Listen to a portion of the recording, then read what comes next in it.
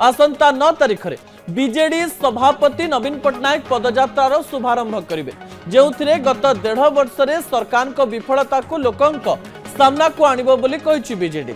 विशेषकर आईन श्रृंखला को नहीं लोकों पाखक जीव बोली कहिछि बीजेडी। प्रतिवर्ष अक्टोबर 2 तारिख गांधी जयंती बीजेडी आरंभ करिथाय जनसंपर्क पदयात्रा। तेरे एथर अक्टोबर 2 समय दशहरा थिबारो एथर 9 तारिख पदयात्रा आरंभ करिवो बीजेडी। गोपबंधु जयंती पदयात्रा कार्यक्रम आनुष्ठानिक भाव में आरंभ हुई नवेम्बर 9 तारिख पर्यंत मासे धरी चलिबो।